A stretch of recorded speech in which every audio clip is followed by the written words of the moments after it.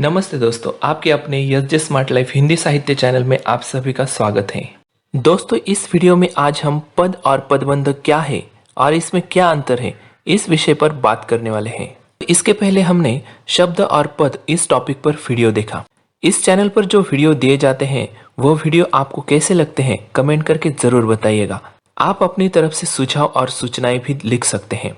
Video अच्छा लगा तो चैनल को सब्सक्राइब भी करें। तो चलिए मुड़ते हैं हमारे मुख्य टॉपिक की तरफ, जिसका नाम है पद और पदबंध। पद क्या होता है यह हमने पिछली वीडियो में देखा है। इस वीडियो में हम पद का अर्थ तथा पद के प्रकार और पदबंध का अर्थ और पदबंध के प्रकार देखने वाले हैं। वैसे तो पद और पदबंध के प्रकार दोनों समान ही है। चलिए आगे पद के बारे में विस्तार से चर्चा करते हैं। पिछले वीडियो में हमने देखा था कि अर्थपूर्ण वाक्य में आने वाला हर शब्द पद कहलाता है। आपको यह पता चल गया कि वाक्य में जो शब्द होते हैं उन्हें पद कहते हैं। अब ये पद कितने प्रकार के होते हैं यह आपको पता ही होगा। कुछ याद आ रहा है? हाँ, वही संज्ञा, सर्वनाम, विशेषण, क्रिया, क्रिया विशेषण, संबंध बोधक, समुच्चय बोधक, विस्मयादि बोधक तथा निपात। इस प्रकार पद के भेद होते हैं। मतलब वाक्य में संज्ञा पद, सर्वनाम पद, विशेषण पद, क्रियापद, क्रिया विशेषण पद तथा अव्यय पद आ जाते हैं।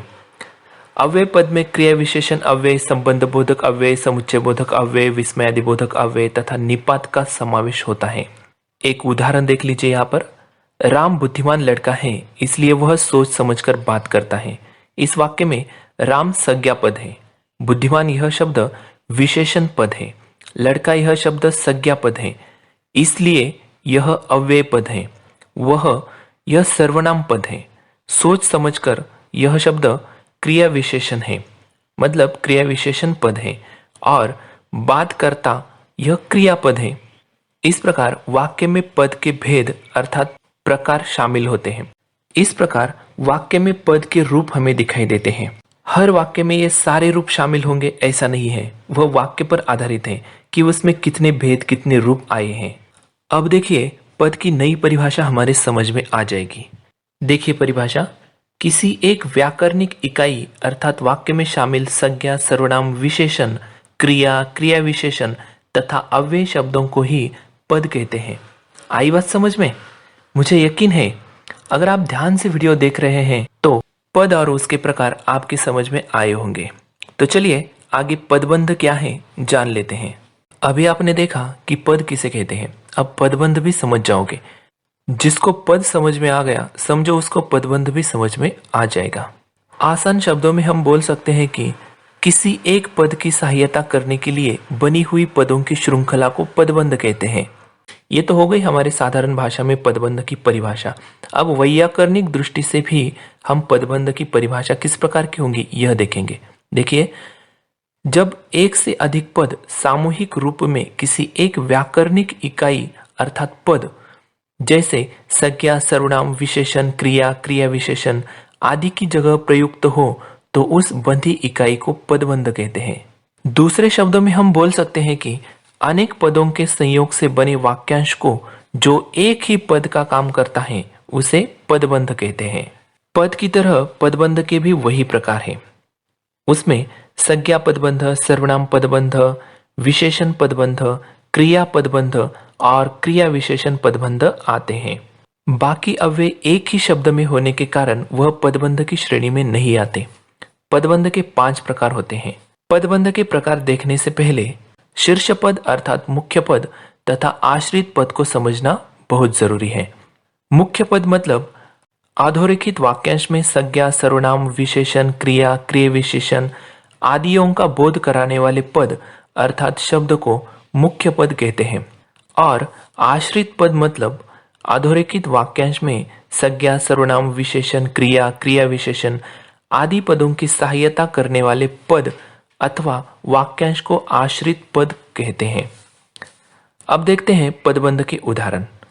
उसमें सबसे पहले संज्ञा पदबंध के उदाहरण हम देखेंगे। छत पर रहने वाला कबूतर आज दिखाई नहीं पड़ा। इस प्रकार का एक उदाहरण हमने यहाँ पर लिया है। इसमें छत पर रहने वाला कबूतर यह वाक्यांश अधोरेखित है। अब यहाँ पर छत पर रहने वाला यह जो पद समूह है वह यहाँ पर किसके लिए प्रयोग में आया है? तो कबूतर के लिए। मतलब कबूतर यह शीर्ष पद अर्थात मुख्य पद है और बचा हुआ रेखांकित वाक्यांश आश्रित पद है। यहां तक हमारे समझ में आ गया। अब कबूतर यह पद पद के कौन से भेद में आ जाता है? सोचो सोचो। हाँ, संज्ञा पद। अब समझ कर लो, शीर्ष पद जिस भेद में आ जाता है अधोरेखित पदबंध का भी वही भेद रहता है। सरल और आसान शब्दों में आई बात समझ में? गुड। और एक उदाहरण, लंबी गर्दन वाले नीलकंठ का सौंदर्य देखने लायक है। इस वाक्य में लंबी गर्दन वाले नीलकंठ यह वाक्यांश रेखांकित है। अब सोचो इसमें कौन सा पदबंध होगा? सबसे पहले हमें रेखांकित वाक्यांश में जो शीर्ष पद है उसे ढूंढना है। हमारे समझ में आ जाता है कि लंबी गर्दन वाले यह शब्द नीलकंठ के लिए बोले गए हैं, अतः नीलकंठ यह किसी का नाम है। किसका नाम है याद है? हाँ, महादेवी वर्मा जी के पालतू मोर का। नीलकंठ यह नाम है अर्थात संज्ञा है, मतलब रेखांकित वाक्यांश संज्ञा पदबंध है। यहाँ पर एक बात ध्यान में रखनी है कि वाक्य में अधोरेखा कहाँ तक खींची गई है। अगर इस वाक्य में अधोरेखा सिर्फ लंबी गर्दन वाले यहाँ तक होती और नीलकंठ यह शब्द अधोरेखा में नहीं आता तो अधोरेखित इकाई नीलकंठ का विशेषण होगी, अतः लंबी गर्दन वाले यह अधोरेखित पदबंध विशेषण पदबंध बन जाएगा। इसलिए अधोरेखित शब्द कौन से हैं, कहाँ तक हैं, अधोरेखा कहाँ तक किन किन शब्दों के नीचे खींची गई है, यह हमें सबसे पहले ध्यान में लेना है। चलिए आगे देखते हैं सर्वनाम पदबंध का एक उदाहरण। हर दिन मैदान में खेलने वाला वह आज दिखाई नहीं दिया। इस वाक्य में अधोरेखित वाक्यांश हर दिन मैदान में खेलने वाला वह यहां तक है। इसमें शीर्ष पद वह है। वह यह पद सर्वनाम पद है, अतः यह रेखांकित पदबंध सर्वनाम पदबंध है। आगे विशेषण पदबंध का उदाहरण देखते हैं। सड़क पर घूमने वाले लोग घर में बैठे हैं। इस वाक्य में रेखांकित वाक्यांश लोग इस पद की विशेषता बता रहा है, अतः यह विशेषण पदबंध है। यहाँ पर भी एक बात ध्यान में रखिए कि अधोरेखा जो सड़क पर घूमने वाले यहाँ तक ही सीमित है। अगर वही अधोरेखा अगर सड़क पर घूमने वाले लोग यहाँ तक होती तो यहाँ पर भी संज्ञा पदबंध होता, क्योंकि लोग यह शब्द संज्ञा श्रेणी में आ जाता है, इसलिए ये पूरा पदबंध संज्ञा पदबंध होता।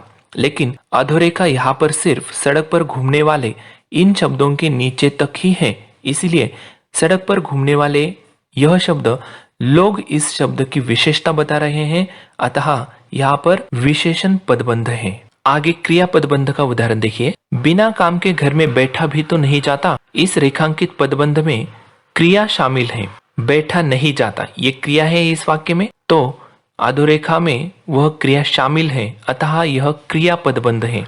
चलिए दोस्तों, आखिर में हम क्रिया विशेषण पदबंध का उदाहरण देख लेते हैं। उदाहरण कुछ इस प्रकार का है। वह बहुत ही धीरे धीरे चल रहा था। इस वाक्य में बहुत ही धीरे धीरे यह वाक्यांश अधोरेखित है।